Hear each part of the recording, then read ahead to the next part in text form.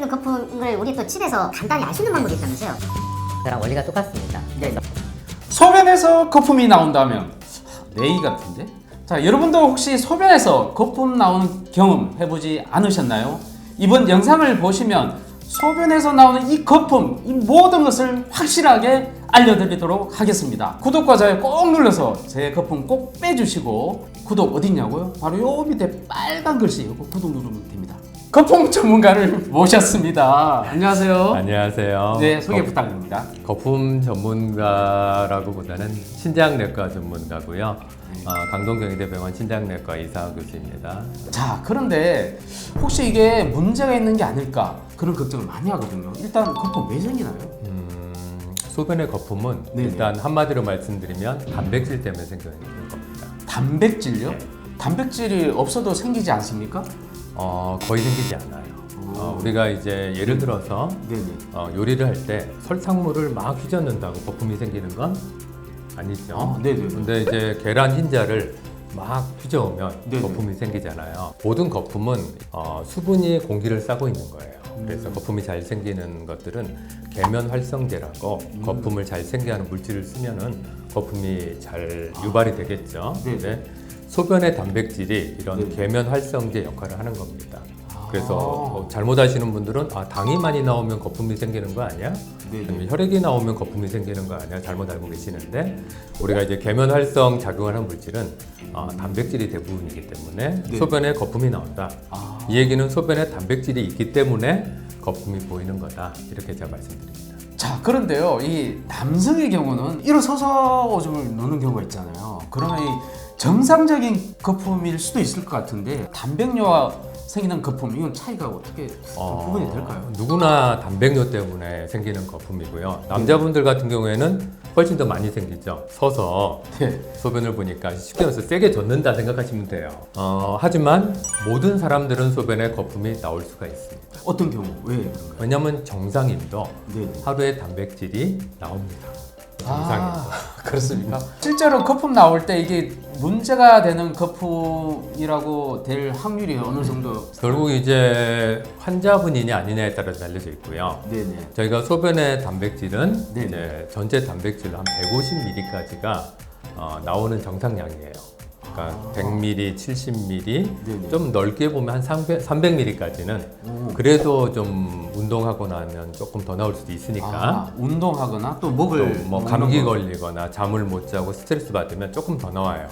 하지만 평균적으로 150ml까지는 하루에 네네. 단백질이 검출이 됩니다. 이게 문제가 생기는 거품을 우리 또 집에서 또는 병원에서 간단히 알 수 있는 방법이 있다면서요? 네, 하신 것 같은데. 우리가 약국에 가서 사시면 이게 약국에서. 병원에서 네네. 검사하는 소변 검사랑 원리가 똑같습니다. 그래서 네네.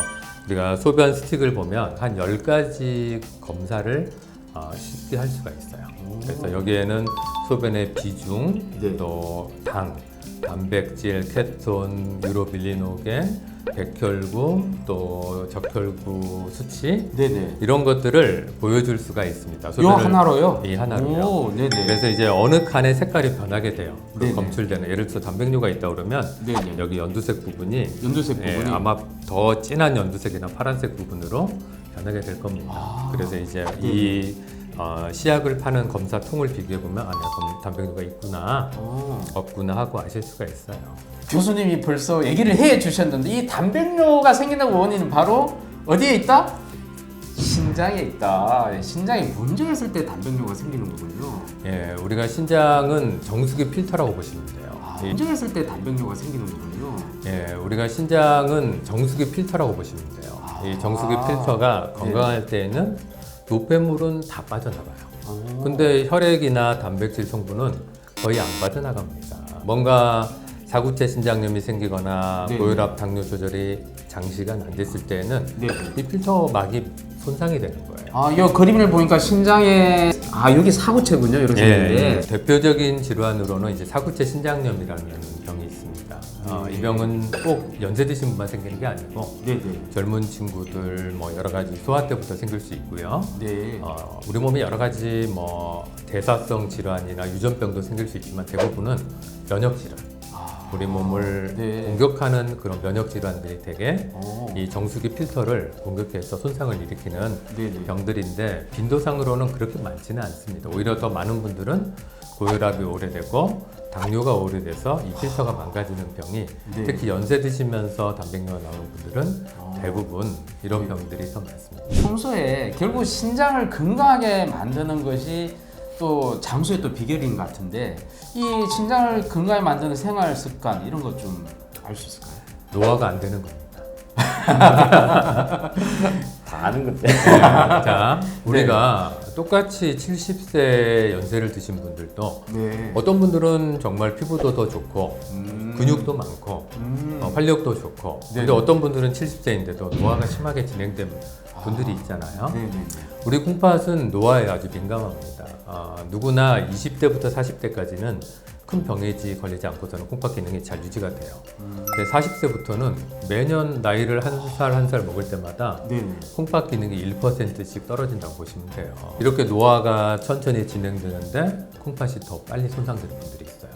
그런 분들이 당뇨 환자분들, 고혈압 환자분들, 그리고 원래 사고체 심장병을 가진 분들은 일반적인 노화 속도보다 더 빨리 나빠지는 거죠. 왜? 당이 있고 고혈압이 있으니까. 이런 분들은 혈당, 혈압 조절만 잘하는 게 아니고 노화가 더 안 되도록 네. 더 신경을 많이 쓰셔야지 콩팥 기능이 떨어지는 것을 예방할 수 있습니다. 우리 많은 분들이 사실 궁금해하는 것이 먹는 거였거든요. 이게 콩팥에 좀 해롭다고 보통 알려진 것들이 있지 않습니까? 어떻습니까? 실제로는? 실제로 콩팥에 해로운 거는 콩팥에 일을 많이 하게 하는 겁니다. 안 그래도 노화가 천천히 진행되고 있는데 뭐 영양제, 뭐 도움되는 약들 잔뜩 드세요. 네네. 근데 그런 약들은 한 70%는 간에서 해독을 해야 될 것이고 30%는 콩팥으로 배설을 해야 될 텐데 그 오히려 일을 많이 시키는 거예요. 네, 이를 그리고 제일 안 좋은 건 짜게 드시는 거. 짜게 드실수록 콩팥은 일을 많이 해야 된다. 더 많이 합니까? 그럼요. 그 염분들을 다 배설하고 흡수하고 하는 그러니까 네네. 짜게 드실수록 콩팥이 일을 많이 한다. 네네. 그다음에 혈압이 높으면 콩팥이 훨씬 더 스트레스 받을 수 있습니다. 혈당이 높으면 그래서 싱겁게 드시고 혈압 혈당 안 생기게 조절하시고 또 가급적이면 약은 꼭 필요한 약만 드시고 채소와 콩팥이 좀 쉬면서 네. 천천히 노화가 될 수 있도록 하는 게 중요할 것 같습니다. 또 일반인 많은 질문 중에 하나가 있습니다. 바로 이 고기 있잖아요. 이 단백질 섭취에 대한 단백을 많이 먹으면 또 콩팥이 일을 많이 하게 되니까 혹시나 또 문제가 있지 않을까 하는 고민을 많이 하게 됩니다. 그럼요. 그래서 콩팥 질환들은 과도한 단백질 섭취는 저희가 제한하라고 교육을 시켜드립니다. 하지만 그게 무섭다고 너무 단백질을 네네. 적게 섭취하면 몸에 더 큰 일이 생기는 거죠. 영양걸 피부로 여러 가지 장기 기능들이 떨어지고 네네. 오히려 더 나쁜 현상이 생기기 때문에 네네. 단백뇨가 많이 나오는 콩팥 질환 환자라 하더라도 단백질을 약간만 적게 과도하지 않게만 드시면 됩니다. 네, 알겠습니다. 자, 마지막으로 환자분들 또 이렇게 신장이 안 좋은 환자분들에게 꼭 당부의 말씀 부탁드립니다. 신장이 안 좋으신 분들은 이 건강 정보를 통해서 건강을 잘 관리하고 싶은 욕구가 필요성이 많잖아요. 근데 이제 콩팥병의 단계가 있어요. 이 단계에 따라서 좀 정확한 정보를 습득을 해서 건강 관리에 활용하시면 좋겠어요. 예를 들어서 제 환자분 이런 분들이 있어요. 어느 날 오셔가지고 만성콩팥병이 2기밖에 안 됐어요. 1기부터 5기가 있는데 네. 선생님 제가 모든 야채를 다 삶아 먹었어요. 잘했죠. 막 이렇게 와서 이제 단백질도 하나도 안 드시고 인도 막 조심해요. 근데 이제 그런 게 필요한 분들은 만성콩팥병이 4기, 5기 이렇게 진행된 분들이 이제 고칼륨혈증이나 고인산혈증 때문에 조심해야 될 분들만 조심하면 되는데 아닌 환자분까지 너무 그 채소를 적게 드셔서 오히려 칼륨을 너무 적게 드셔가지고 저희가 칼륨은 우리 몸에서 되게 좋은 작용을 많이 합니다. 혈압도 안정화시키고 혈관도 건강하게 하고요. 그래서 실제로 만성콩팥병이 2기, 3기까지는 채소 많이 드셔도 됩니다. 근데 이제 또 너무 4기, 5기 영상을 교육 자료를 보고 갑자기 이런 걸 줄여서 오히려 더 나빠져서 오시는 분도 계시기 때문에 네네. 자기 몸 상태를 정확히 의사 선생님하고 상의해서 네. 정확한 정보로 건강 관리를 하시는 게 일반인도 중요하지만 특히 신장 기능이 떨어져 있는 만성 콩팥병 환자는 무엇보다 중요하다고 제가 말씀드리고 싶습니다. 이거 자기 몸 건강 관리를 제대로 할 수 있는 그런 앱이 하나 나왔으면 좋겠는데요. 그죠? 네. 네, 알겠습니다. 좋습니다. 다음 시간에 또 재밌는 우리 강의를 가지고 모시도록 하겠습니다. 네, 감사합니다. 네. 자, 이번 영상을 통해서 제가 고민이 많았던 이 거품료에 대해서 제대로 또 이해할 수 있는 좋은 기회가 됐습니다. 저도 물을 많이 좀 마시면서 평소에 물을 적게 마셔서 거품이 많이 나올 수 있었구나 생각을 하게 됐습니다. 다음에는 이 거품료 말고도 이 혈뇨 이런 것들 되게 여러분 궁금하지 않습니까? 이런 주제를 가지고 한번 교수님 모시고 한번 이야기를 나눠보도록 하겠습니다. 도움이 되셨으면 구독과 좋아요 꼭 눌러주십시오. 제 거품 많이 빼주세요. 감사합니다. 네, 감사합니다.